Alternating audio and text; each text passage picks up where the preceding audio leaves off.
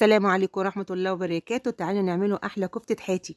معانا كده نص كيلو من اللحمة والكمية اللي انتوا عايزينها. نزلت بملح وفلفل اسود ورشة بسيطة من جوز الطيب، ولو انت عايز تحطي بهارات تانية براحتك. وهنزل عليهم بورق من البقدونس، ورق بس مش العمدان مش العيدان. ومعانا هنا بصلايه او اتنين كده متوسطين مفرومين كويس جدا ومصفينهم. وهنزل بمعلقه نشا، والنشا ده ما بيعملش اي طعم ولا اي حاجه غير ان هو يمتص بس اي سوائل في اللحمه. ورشه بسيطه من بيكنج باودر.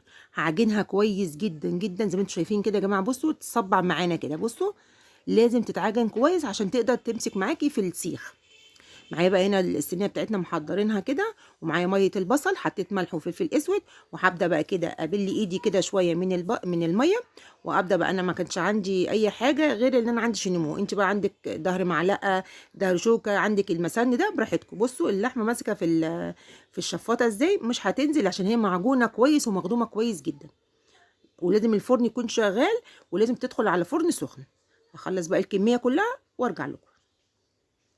بفرشه بقى كده هاخد بقى كده من ميه البصل، وادهن كده من فوق الوش عشان تبقى طريه كده وجوسي كده، وتبقى ما تنشفش معاكي في الفرن.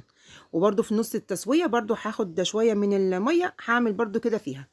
معايا بقى بطاطس مسلوقه مقطعاها قطع صغيره، وبقدونس وملح وفلفل اسود وكمون ونص معلقه من الكركم وليمون وشويه من الخل ومعلقتين كبار من الزيت. هخلطهم كلهم كويس كده مع بعض. وادي كده كده سلطه البطاطس جهزت معانا. بسيطة وسهلة وما بتاخدش معانا أي مجهود ولا وقت. احنا بقى كده في نص التسوية هندهن بقى وش الكفتة زي ما انتم شايفين. بصوا الجمال تحفة. معايا بقى هنا طماطم وخيار وبقدونس، ومعايا جزر، ومعايا بصل، ومعايا قرن فلفل حامي كده زي ما انتم شايفين. ومعايا بقى معلقة من السماق، ومعلقة من الملح، وليمون، وشوية من الخل. زي ما انتم شايفين كده السماق بيديها طعم خطير يا جماعه. بصوا بسيطه وسهله جدا. ورشه بسيطه من الشطه، ونص معلقه صغيره من البابريكا بتديها لون حلو قوي. ونص كوبايه ميه ساقعه، ميه ساقعه من التلاجة يا جماعه عشان تخلي الخضار طازه كده وما يتبلش معاكي. بصوا الجمال، ولا لون الميه يا جماعه ولا طعمها خطيره. بجد الناس بتدخل بس المطعم بتاع الحاتي عشان شويه الميه دول. بصوا الجمال تحفه. وعملت جنبها كمان شويه بطاطس مقليه، وعملت كمان شويه طحينه. بصوا الجمال. يعني وجبه زي دي بتتكلفكم كام لو جبتوها من بره؟